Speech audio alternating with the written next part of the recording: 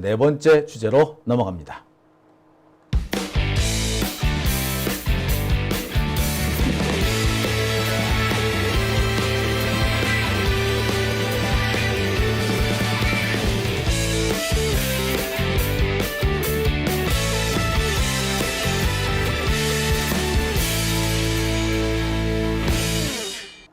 네, 오밤중의 뉴스 함께하고 계십니다.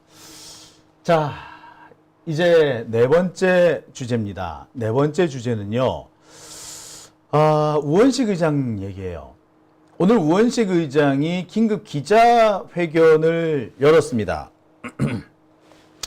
국회의장 긴급 기자회견이 뭐 흔한 사례는 아닙니다. 그런데 오늘 긴급 기자회견을 열었죠. 그런데 내용이 좀 애매해요.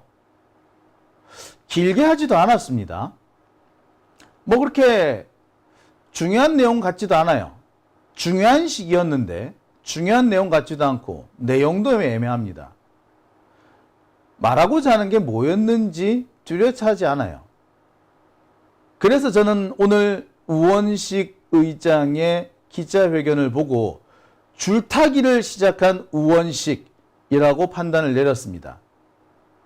협상을 빨리 끝내고 원 구성을 빨리 하자라는 뜻으로 기자회견을 한 것인지, 11대 7 이 상임위 구성을 그대로 밀고 나가자, 이거는 절대 무슨 일이 있어도 지켜야 돼, 원 구성을 못하는 한이 있더라도 라는 의미로 한 것인지 참 애매했어요. 언론 보도도 오락가락 합니다. 약간 11대 7을 지키자 쪽으로 더 많이 흐른 것 같아. 물론 내용을 보면 11대 7을 지키자 요 얘기를 한 것 같지는 또 않아요. 하지만 애매한 건 분명히 사실이에요. 그래서 제가 준비한 네 번째 주제, 줄타기 시작한 우원식입니다. 갑자기 오늘 우원식 의장 기자회견 연대 2시에 내용은 그거였어요. 상임위원장 11대 7 이거 그대로 하고 빨리 원 구성하자. 원칙적인 얘기죠. 이게 최선이다. 글쎄, 좋아. 근데 이 얘기하려고 굳이 기자회견 하나? 자, 이게 합당하다. 11대 7 합당하다. 좋아. 그러면서 오래 기다릴 수 없다. 그래? 오래 기다릴 수 없다? 좋아. 이것까지는 좋아요. 그런데 내용을 보면은 또 조금 헷갈리는 얘기들이 많이 나옵니다. 민주당이 18개 다 가져가면 이건 국민들의 권리를 침해하는 거래. 왜? 미국 같은 경우는 단 한 석이 많아도, 한 석이라도 많아도 그 많은 쪽이 다수당이 다 가져갑니다. 그럼 미국은 국민의 권리를 침해하고 있는 건가? 미국은 우리나라보다 인구도 훨씬 많은데? 그런 거예요? 자, 그러면 0.73% 이겼다고 지금 왕창 권력을 마구 휘두르고 있는 거, 저거는 그러면 국민 권리 침해한 거 아닌가? 뭔데 이거? 자, 그래놓고 또 오래 못 기다린대. 6월을 국회 일정을 지키는데, 그래놓고 또 뭐? 국회법에 따라서 소집된 상임위원회에 국무위원이 출석하지 않는 것은 국회를 무시한 직무유기다 라고 얘기를 합니다. 아이씨, 그래 뭐 어쩌라고, 어쩌겠다는 건데 참 답답시럽네. 답답시러워. 뭔데 그래서 요지가 뭔데? 자, 제가 지금 하고 싶은 얘기도 그겁니다. 그래서 하고 싶은 얘기가 뭔데? 뭐 하자는 건데? 직접 한번 들어볼까요? 우원식 국회의장입니다. 22대 국회가 임기를 시작하고 3주 차입니다. 조속히 원구성을 마무리하고 22대 국회가 개원했음을 국민 여러분들께 보고드려야 합니다만 국회가 의무를 제대로 이행하지 못하고 있어 국민 여러분께 죄송합니다. 국회를 대표해서 국회의장이 국민께 직접 보고드리는 것이 도리라고 생각해 이 자리에 섰습니다. 그간 국회의장의 중재하에 여야 원내대표 간에 여러 차례 깊은 접촉과 밀도 있는 대화가 오갔습니다. 아직 합의에는 이르지 못했지만 양당 간에 또 국회의장으로서도 양당의 입장과 고심을 확인하는 과정이었습니다. 그간의 과정과 국민 눈높이를 종합적으로 살필 때 상임위원장 배분은 1당 11개, 2당 7개가 합당하다고 판단합니다. 의석수에 따른 상임위원장 배분이라는 원칙에 부합하고 무엇보다 국민은 여야가 함께 국회를 운영하는 모습을 바람직하게 여긴다는 점을 무겁게 받아들인 판단입니다. 국회의 원구성이 국민의 권리를 침해해서는 안 됩니다. 우선 민주당이 18개 상임위원장을 모두 맡는다는 것은 지난 총선에서 국민의힘을 지지한 국민들의 권리를 침해하는 결과가 될 수 있습니다. 의석수를 보더라도 그렇습니다. 신중해야 합니다. 국회 개원을 늦춰서 국민의 권리를 침해하는 것도 큰 문제입니다. 민생이 절박합니다. 민생 대란에 의료 대란까지 더해졌습니다. 군사적 긴장이 고조되고 있는 남북 관계도 한시가 급합니다. 국회를 빨리 열어야 하는 절박한 이유가 넘칩니다. 그런데도 이를 늦추는 것은 국민에 대한 권리 침해입니다. 6월 임시국회에서 교섭단체 대표 연설과 대정부 질문 등을 원활하게 수행해야 합니다.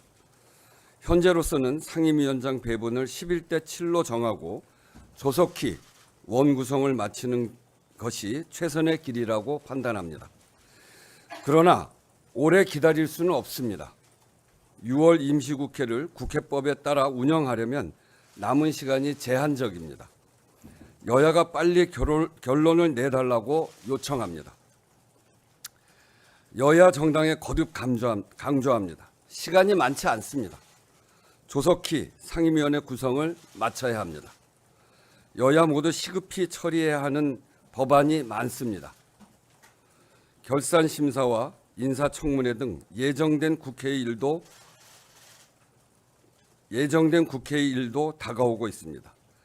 이제는 일하는 국회의 모습을 국민께 보여드려야 합니다. 여당은 집권당, 국정을 책임지는 정당입니다. 그래서 여당의 책임 있는 자세가 필요합니다. 국회와 정부가 협력해야 하지만 대통령제에서는 그 권한은 정부가 훨씬 큽니다. 여당이 소수당이라는 사실이 책임을 더는 이유가 되기 어렵습니다. 아울러 정부에도 분명히 밝혀둡니다. 국회법에 따라 소집된 상임위원회에 국무위원이 불출석하는 것은 국회를 무시하는 행동입니다. 직무유기입니다. 원구성은 국회의 일입니다. 정부는 정부의 일을 해야 합니다. 정부가 책임 있게 나서도 산적한 현안의 무게가 태산 같은데 국회를 경시하고 배척하는 태도로는 한 발자국도 앞으로 나아가기 어렵다는 사실을 명심해야 할 것입니다. 국민 여러분께는 거듭 송구합니다. 여야가 협상을 종료한 상황이 아닌 만큼 조금만 더 지켜봐 주시기를 부탁드립니다. 국회의장으로서는 최대한 빠르게 국회가 개원할 수 있도록 최선을 다하겠습니다. 마지막으로 여야 모두 국민 보시기에 합당한 결론을 내기 위해 노력해 달라는 말씀을 거듭 드립니다. 감사합니다. 자, 여러분 어떻게 보셨습니까? 무슨 뜻을 한 것 같아요? 일단 11대 7을 무조건 고수하겠다는 뜻은 분명히 아니에요. 11대 7이 중요하다라는 얘기는 여러 차례 했는데 그렇다고 해서 시간을 무작정 기다리겠다는 얘기는 아니에요. 하지만 11대 7이 중요하다는 얘기 엄청 많이 했어요. 그래서 또 쉽게 바로 가겠다는 얘기는 또 아닙니다. 단독 원 구성 쉽게 하겠다는 얘기도 아니에요. 지금 하는 분위기로 보자면 이도 아니고 저도 아닙니다. 짜증나는 수준의 얘기만 했다고 해도 과언 아니에요. 뭔가 엄청 원칙을 대단히 강조한 것 같은데 그래서 뭘 어쩌겠다는 거냐라는 대목에 가게 되면 애매하다는 생각밖에 안 들어요. 질의응답에서도 정말 대단히 애매한 얘기밖에 안 합니다. 제가 질의응답도 영상을 준비했습니다만 짜증나시죠? 저도 이제 영상 안 틀랍니다. 모두 발언이나 질의응답에서나 뭔가 얘기를 안 해요. 어떻게 보자면 내가 뭘 어떻게 하든 간에 이제 나는 명분 쌓기 했다 이런 의미로도 그렇게 들을 수도 있을 것 같아요. 그러니까 조만간 뭔가 하겠다는 의미인 것 같긴 합니다. 근데 확실한 건 뭐냐? 시간을 분명히 끈다는 거는 시간을 상당히 끌어보겠다라는 의미는 분명해 보입니다. 그러니까 우리가 지금 오늘, 그러니까 17일, 18일, 당장 이번 주 안에 어떻게든 간에 원 구성을 끝내고 팍팍팍 밀고 나가라는 그런 우리 시민들의 뜻과는 거리가 있어 보여요. 지금 우원식의 태도로 보자면 이번 주에는 안 한다는 얘기죠. 다음 주 갸우뚱이죠. 다음 주 후반 정도는 돼야지 할 수도 할까 말까? 그점이 된다는 얘기죠. 자, 야, 이거 답답하네요. 아무튼 시간이 좀 더 걸릴 것 같다. 좀 많이 걸릴 것 같다라는 결론은 나온 것 같습니다. 제가 늘 말씀드립니다만 지금 국힘당은 들어오고 싶어도 못 들어오는 상황이라고 말씀을 드렸습니다. 지금 국힘당 내부에서도 지금 여당이 돼가지고 우리가 안 들어간다는 게 말이 되냐? 이건 말이 안 된다. 실리를 챙겨야 한다, 들어가서. 라고 하는 의견이 많다고 하죠. 여당이 돼가지고 국회에 안 나간다는 건 이건 좀 쪽팔린 짓이다. 라는 그런 비판도 많대요. 그러면서 추경호, 야, 뭔가 좀 대책 좀 세워봐. 너 용산 가가지고 뭐 좀 해봐. 라는 식으로 얘기를 한답니다. 그런데 용산의 눈치를 보고 있는 추경호, 이러지도 저러지도 못한다는 거예요. 총대를 지가 매기 싫다는 겁니다. 자칫 삐끗했다가는 용산한테 날아갈 수도 있다. 엄청 겁을 먹고 있는 거죠. 집권 여당의 원내대표, 국회의원인데 대통령 눈치를 실실 보는 겁니다. 그만큼 지금 얘네들이 웃기는 상황인 거죠.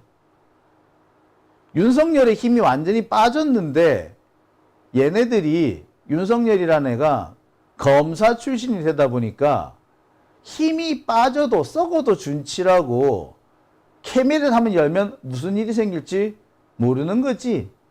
캐비넷 때문에 떨고 있는지도 모르겠어요. 자, 총대를 맬 사람이 없는 거지. 추경호가 안 매는데 누가 매겠어? 이 상황이 되면은요, 전당대회가 끝날 때까지 국회는 공전합니다. 다음 달 23일, 7월 23일이에요. 한 달 이상 남았습니다. 한 달하고도 한 닷새 남았네요. 한 5, 6일 정도 남았나요? 앞으로 그 기간 동안 국회는 계속 헛돌 거예요. 당대표 뽑힌다고 바로 또 국회 원구성이 되나? 아니, 그때부터 또 실랭이가 시작될 거예요. 그러면 2달, 3달 또 막 또 넘어갈 겁니다. 그러면은 지난 21대 국회처럼 한참 또 공전하는 사태 생길 겁니다. 그러면 제가 말씀드렸듯이 국회 만들어지고 초반에 확 밀어붙여야 된다. 예, 그걸 못하는 상황이 생겨요. 시간이 늘어져서 미뤄져진다라는 그런 상황이 지금 또 벌어지는 겁니다. 자, 이 여기에 말려서는 안 된다고 누누이 말씀을 드렸는데 여기에 말리는 상황이 생기게 되는 겁니다. 시간을 끌면 안 되는데 지금 우원식 의장의 태도는 시간을 조금 더 끌 생각인 거죠. 물론 국힘당이 원하는 것처럼 한 달씩이나 끌 것 같지는 않습니다. 6월 말 7월 초에는 끝을 내려고 할 거예요. 그 이상 가기는 어려워요, 분명히. 하지만 그때까지 정말 많은 것들을 잃을 거예요. 6월 이전에 마무리를 지어야 되는 것들이 있는데 실기하게 될 겁니다. 국회를 열어야 되는데 열지 못해서 생기는 문제들 적지 않을 거예요. 실기합니다. 이거 어떻게 할 거야? 그리고 그 실기하면서 생기는 문제들은 또 뭔지 아세요? 또 민주당 무능하다. 저렇게 많은 의석을 가지고 왜 아무것도 못하느냐? 라는 비난이 나올 거예요. 이렇게 되면 21대랑 같은 상황이 다시 반복이 되는 겁니다. 그렇게 되면 이재명 대표한테 그 책임이 다시 오롯이 넘어가게 될 거예요. 우원식이 짊어져야 될, 우원식이 맞아야 될 화살을 이재명 대표가 맞는 그런 어처구니가 없는 상황이 생기게 되는 겁니다. 자, 이렇게 되면 민주당은 새로운 대책을 세울 수밖에 없어요. 뭐? 플랜 B를 가동해야 되는 거죠.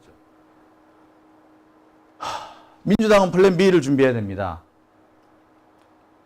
저는 그 플랜 B를 순직 해병 특검법 등 이 관련 법들을 조기 처리하는 거라고 생각을 해요. 왜? 최대한 이걸 빨리 처리를 해가지고 용산이 이것을 빨리 거부하도록, 거부권을 빨리 쓰도록 만드는 것이 좋습니다. 거부권을 행사를 해서 그게 다시 국회로 돌아오게 해야죠. 지금 빨리 속도를 내면은 7월 초에 돌아오게 만들 수도 있습니다. 그렇게 되면은요, 재의결을 해야 되겠죠. 법안을 재의결하게 되면요, 출석의원 3분의 2가 표결을 해야 됩니다. 제적의원이 아니라 출석의원이에요. 그러니까 국힘당이 안 들어오면 민주당은 엄청 유리한 상황이죠. 땡큐죠. 이렇게 되면 국힘당은 안 들어올 수가 없는 상황이 될 겁니다. 거부권 때문이 되면은 국힘당은 국회에 들어와야 돼요. 반드시. 그러면은 재의결을 앞두고 거부권 행사를 앞두고 아니 특검법이 만들어져 가지고 정부로 이송되는 그 순간부터 이 문제가 물 밑에서 논의가 될 겁니다. 협상이 진행될 수밖에 없을 거예요. 이때 법안 재의결과 상임위 구성을 연동하는 방법, 이게 현실적으로 가장 유력한 방법이고요. 이렇게 했을 경우에 6월 말까지, 7월 초 6월 말까지는 원 구성이 가능할 겁니다. 이래도 안 되면은요, 본회의를 열어버리면, 하여튼 이 상황에서 그냥 본회의 열어버리면 돼요. 그리고 여기에 제가 쓰지 않은 또 다른 플랜 B가 있습니다. 뭐냐고요? 그냥, 민주당이요, 국힘당의 국회의원들 그냥 아무나 찍어가지고 상임위원장을 줘버리면 돼, 그냥. 어쨌거나 선출하는 거 아니에요. 민주당 의원들끼리 정해가지고 7개, 국힘당 의원들한테 그냥 줘버리면 돼, 그냥. 알아서 하라고. 줘버리면 돼. 누구, 우리가 지정해서 주면 돼. 그러면, 지들이서 지들끼리 바꾸든가 사퇴하든가, 그건 알아서 하라, 그러고, 알아서 상임위원회 딱딱딱 배분해버리고, 그러니까 우원식 의장이 상임위원회 딱 배분하고, 그 중에서, 그냥 꼭꼭꼭꼭꼭 집어서 위원장 그냥 턱턱턱 맡겨버리면 돼. 그래서 7개를 그냥 떠맡겨버리면 돼. 어쨌거나 그러면 뭐 민주당이 7개를 주긴 준 거 아니야. 알아서 하라 그래 나머지는. 그 방법도 있어요. 그게 플랜 B가 될 수도 있어요. 떠맡기는 거. 그냥. 그 제가 말씀드린 건 그거예요. 7개 주기 싫어요. 저도. 안 줘야 돼. 이 버릇 나빠져. 계속 이런 식으로 하면 버릇 나빠지는데 굳이 줘야 되는 상황이다. 안 주면 안 된다. 민주당이 이걸 다 가져가면 안 된다. 뭐 그런 비난이 일 것 같다. 그럼 어떻게? 어떡하면 그냥 떠맡겨 버리면 되는 거지. 7개를 그냥. 그럼 되잖아요. 뭐 3선쯤 되는 애들 중에 빠나거든. 할 만한 애들이 빠나거든. 걔들한테 그냥 턱턱턱 맡겨버리면 돼. 나중에 싫으면 알아서 사퇴하면 되지 뭐. 그죠? 아, 그렇게 가면 돼. 그러면 민주당이 독식했다 그런 얘기는 안 할 거 아니야. 떠맡겼다라고는 할지 몰라도 독식했다는 얘기는 안 하실 거 아니에요. 그죠? 응? 플랜 B입니다. 현재로서는 여러 가지 방법이 있어요. 이거 하기 싫으면요. 그냥 밀고 가는 거예요. 지금 상황에서는 이러나 저러나 비난받습니다. 누군가는 비난을 받아야 되고요. 그 비난은요, 사실 우원식 의장이 받아야 돼요. 그것조차 안 받으려면 애시당 쪽 의장을 하시면 안 되죠. 독식 해도 돼요. 아까 제가 말씀드렸듯이 독식하면 뭐 어때? 미국 같은 경우에는요, 단 한 석이 많아도요, 단 한 석이 많아도 그 다수당이 독식합니다. 상임위원회 싹 다 독식해요. 왜 우리는 왜 그러면 안 되는데? 상관없어요. 그게 뭐 위법이다. 뭐 그게 뭐 국민의 권리를 침해했다. 그거 자체가 웃기는 얘기예요. 우원식 의장도 사실 말도 안 되는 소리 한 겁니다. 그게 왜 국민의 권리를 침해한 건데? 미국 같은 경우에는 다 한 건, 다 되는데. 미국은 그러면 국민의 권리를 침해한 건가? 말도 안 되는 소리 하고 있어. 자. 아무튼 저는 이 상황에서 더 이상 끌려가지 않으려면 우원식 의장한테 모든 것을 맡겨놓아서는 안 된다라고 생각합니다. 제가 말씀드리는 거는 우원식만 쳐다봐서는 안 되고 민주당 내부에서도 플랜 B를 준비해서 너 안 하면 이렇게 할 거야 라고 하셔야 된다는 얘기를 하는 겁니다. 예. 여러 가지 대책을 가지고 가야지 우원식을 움직일 수 있다라고 저는 보는 거죠. 자, 오밤중의 뉴스 함께하고 계신 지금 시각 1시 9분 지나고 있습니다.